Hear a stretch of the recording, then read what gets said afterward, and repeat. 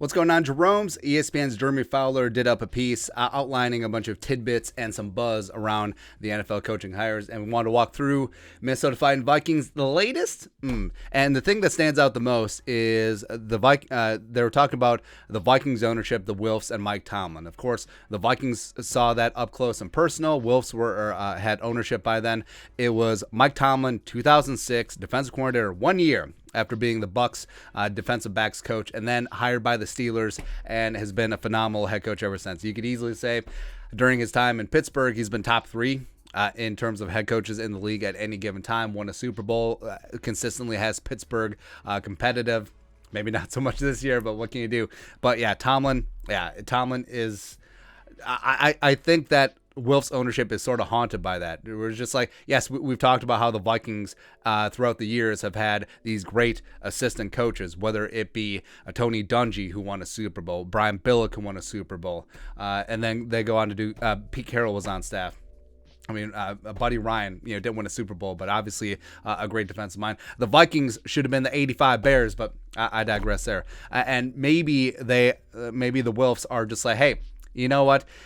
I understand that maybe we should go down the route of a head coach with experience. Been there, done that. We'll talk about Dan Quinn here in a sec, but maybe we need to bet on a young guy. Maybe we need to bet on the come on a coach who maybe is a little bit short in terms of coordinator experience, but we're not hiring him to be a coordinator. We're hiring him to be the head coach, the CEO of the team, the true leader of men, the manager of the game and personnel. That's a different skill set than calling plays on one side of the ball. It is. That's why you could see D'Amico Ryans. I think that he does have a lot of buzz. Now, he was supposed to interview on Wednesday, but respect. He politely asked to delay his interview because he wanted to prepare with the Niners to get ready.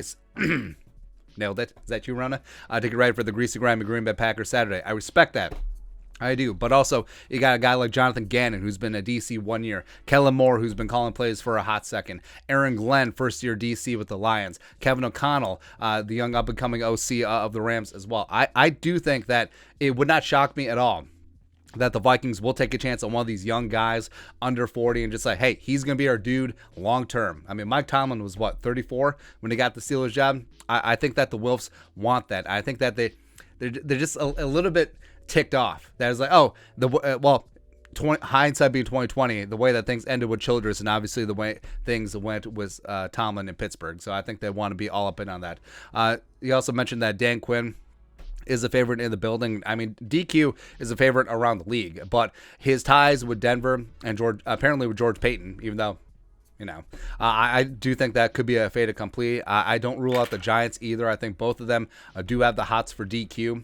So we'll see what happens there. I think the Vikings are probably a distant third, maybe even fourth in the Dan Quinn sweepstakes. Jim Caldwell. So this is the headline that everyone's running with. Jim Caldwell rejects the Vikings, who requested an interview. Now, a lot of people reading is, well, Jim Caldwell sees that Minnesota is garbage.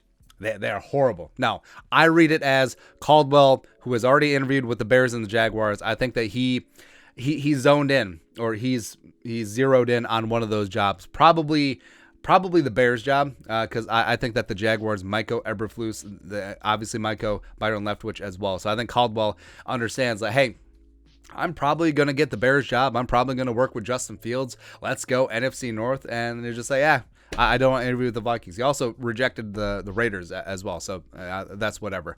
Also in the mix, they listed this towards the end. Lions DC Aaron Glenn, who has interviewed with the Broncos for the head coaching job, he's been seen as a hot young coordinator, rising his way on up. The Lions defense played hard this year.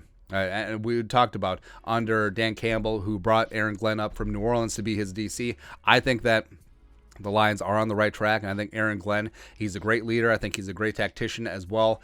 Players love to play for him. He was a fantastic cornerback back in the day in his own right. So I think that Aaron Glenn could be in that Mike Tomlin-esque mold. Could be in that D'Amico Ryans type mold. Could be in that Kevin O'Connell or Jonathan Gannon type mold, where a guy younger, sort of low on coordinator experience, but he's a leader. He's a true leader of men. So get up there. Also, here's the spicy one.